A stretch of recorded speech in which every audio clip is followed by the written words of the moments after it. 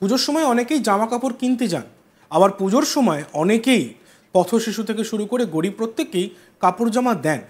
এইবার পুজোর আগেই বন্যার মুখে পড়েছে বাংলা। সেই বন্যার কবলে পড়া মানুষদেরকেও কাপড় জামা দিয়ে সাহায্য করা হচ্ছে বিভিন্ন জায়গায়। কিন্তু এইবার একটা অন্য ধরনের ঘটনা ঘটলো। কি ঘটলো আপনাদেরকে জানাবো। পুজোর মুখে দিকে দিকে কাপড় জামা বিলি চলে। বিশেষ করে রাজনৈতিক দলের নেতা নেত্রীরা ঘটা করে এই সময় জামা কাপড় বিলি করেন। সেই রকমই একটি বস্ত্র বিতরণের অনুষ্ঠানে গিয়েছিলেন তৃণমূল বিধায়ক, কিন্তু তা করতে গিয়ে যে বিপাকে পড়বেন তা হয়তো গুণাক্ষরেও টের পাননি তিনি। এলাকার মানুষজন জামা নিয়ে গিয়ে হুড়োহুড়ি জুড়ে দেন, আর তাতেই পরিস্থিতি বেগতিক হয়ে ওঠে। মুখ্যমন্ত্রী মমতা বন্দ্যোপাধ্যায়ের নির্দেশে বালির বিধায়ক ডক্টর রানা চ্যাটার্জির উদ্যোগে শুক্রবার রঙ্গোলি মলের সামনে একটি বস্ত্র বিতরণের আয়োজন করা হয়েছিল। এই অনুষ্ঠানে প্রায় হাজার হাজার মানুষজনদের জামা কাপড় দেওয়া হয়। শুধু যে মহিলাদের দেওয়া হলো তা নয়, পুরুষ এবং বাচ্চাদেরও জামা কাপড় দেওয়া হয়। বস্ত্র পেয়ে মানুষজন আনন্দের সঙ্গে জানালো যে এবারের পুজোয় এবছরই পরে এই জামাগুলি তারা ঠাকুর দেখতে বেরোবে এবং আনন্দ করবে। আমরা শুনে নিই তৃণমূল বিধায়ক ডক্টর রানা চ্যাটার্জি এ বিষয়ে কি বলছেন। অসাধারণ। আমি তো এটাই বারবার বলি যে মাননীয় মুখ্যমন্ত্রী, এর আগে কোনো মুখ্যমন্ত্রীকে আমি দেখিনি এইভাবে মানুষের পাশে দাঁড়াতে, যে পুজোর আনন্দটা সকলের সাথে ভাগ করে নিতে। নতুন জামা পরে একজন যে পুজো প্যান্ডেলে যাবেন এবং সেটা আমাদের হাত দিয়ে তিনি করাচ্ছেন, এক অসাধারণ অনুভূতি, অসাধারণ।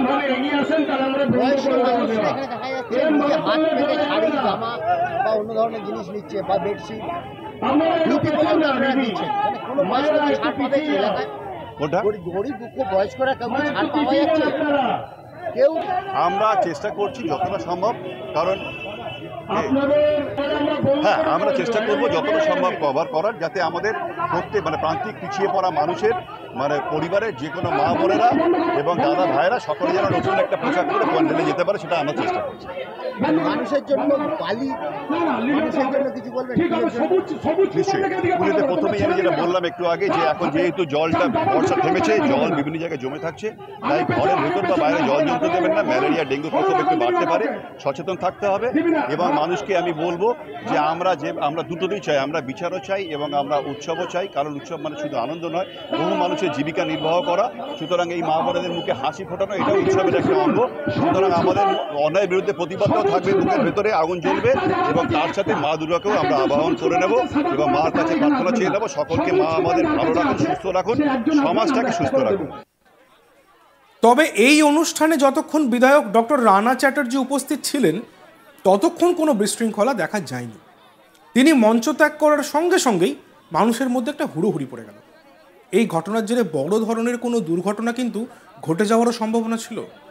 তবে বস্ত্র পেয়ে সকলেই খুশি। আমরা শুনে নিই স্থানীয় বাসিন্দা সঙ্গীতা দেব, তিনি কি বলছেন। কি কি পেলেন? এই শাড়ি পেয়েছি আর ধুতি পেয়েছেন? আর রুটি। ভালো লাগছে? এই করে কি ঘুরতে বেরোবেন? হ্যাঁ, কেন দিয়েছে তা পুজো ঘুরতে জন্যই দিয়েছে, পরেই ঘুরবো। যেভাবে দেওয়া হচ্ছে এটা কিরকম লাগছে? ভালোই। আরও এক স্থানীয় বাসিন্দা ময়না দাস, তার বক্তব্য আমরা শুনবো। শাড়ি আনন্দ লাগলো? প্রত্যেক বছর কি দেয়নি? জানি রে বাবা, প্রথম পেলাম। এবছর প্রথম পেলেন? হ্যাঁ, এই পরে কি ঘুরতে যাবেন ঠাকুর দেখতে? হ্যাঁ, কি করবো, যা দিই তাই বলি যেতে হবে। আমাদের প্রতিনিধি হিমাদ্রি ঘোষের একটি প্রতিবেদন আমরা দেখব। মুখ্যমন্ত্রী মমতা বন্দ্যোপাধ্যায় নির্দেশে বালির বিধায়ক আজ একটি বস্ত্র বিতরণী অনুষ্ঠানের আয়োজন করেছিল, এবং এই আয়োজন হয়েছিল বেলুর রঙ্গোলি মলের সামনে থেকে, এবং এখানে প্রায় হাজার মানুষকে বস্ত্র বিতরণ করার ব্যবস্থা করা হয়। শুধু যে মহিলা তা নয়, মহিলাদের সঙ্গে পুরুষ এবং বাচ্চাদেরও বস্ত্র বিতরণ করার ব্যবস্থা করা হয়েছিল। প্রায় হাজার লোককে এই বস্ত্র বিতরণ করা হবে বলে সেখানে কুপন দেয়া হয় প্রত্যেকটি মানুষকে, এবং সেই কুপন নিয়ে মানুষ বস্ত্র নিতে আসে, এবং নিতে আসার পর যতক্ষণ বিধায়ক স্টেজে ছিলেন এবং নিজে হাতে বস্ত্র দিচ্ছিলেন ততক্ষণ কিন্তু বস্ত্র বিতরণ ঠিক হচ্ছিল। কিন্তু বস্ত্র বিতরণ যতক্ষণ এমএলএ থাকেন বা বিধায়ক থাকেন ততক্ষণ ঠিক ছিল। বিধায়ক যখন মঞ্চ ছেড়ে বেরিয়ে যান তার অন্য জায়গায় কাজের জন্য, তারপর যে টিএমসি কর্মীরা এখানে বস্ত্র বিতরণ শুরু করলেন তাদের মধ্যে কোনো রকম ব্যবস্থাপনা দেখা গেল না, এবং যার জন্য দেখা গেল বিশৃঙ্খলা। এবং এই বিশৃঙ্খলার জন্য এখানে একটা হুড়োহুড়ির সৃষ্টি হলো।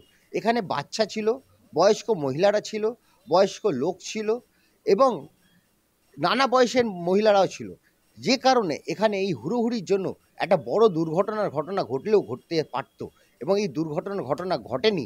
এটাই ভগবানের কাছে হাজার মানুষ যদি এক জায়গায় এসে চারদিক থেকে বস্ত্র চাওয়াচাই করে, তাতে করে কিন্তু একটা বড় ধরনের দুর্ঘটনা হতে পারত, কেউ ওখানে পদপৃষ্ট হতে পারত।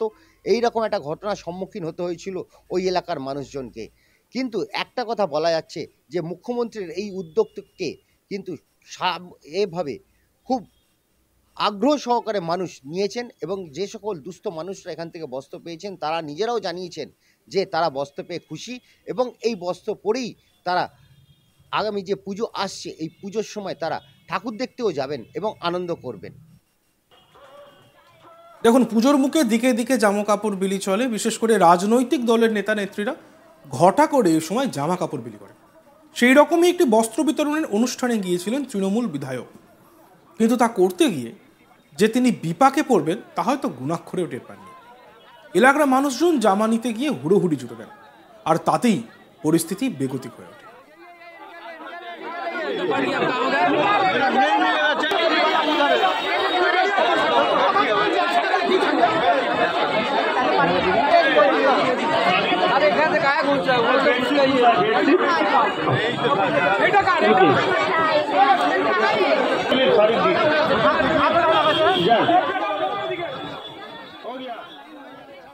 মুখ্যমন্ত্রী মমতা বন্দ্যোপাধ্যায়ের নির্দেশে বালির বিধায়ক ডক্টর রানা চ্যাটার্জির উদ্যোগে শুক্রবার রঙ্গলি মলের সামনে একটি বস্ত্র বিতরণের সভা আয়োজন করা হয়েছিল। এই অনুষ্ঠানে প্রায় হাজার হাজার মানুষ তারা জামা কাপড় নিতে আসেন, তাদেরকে জামা কাপড় দেওয়া হয়। শুধু যে মহিলাদের দেওয়া হয় তা নয়, পুরুষ এবং বাচ্চাদেরও জামা কাপড় দেওয়া হয়। বস্ত্র পেয়ে স্বভাবতই পুজোর মুখে মানুষজন যে আনন্দের সঙ্গে জানায় এবারের পুজোতে এই বছরই এই জামা কাপড় পরে তারা ঠাকুর দেখতে বেরোবে এবং আনন্দ করবে।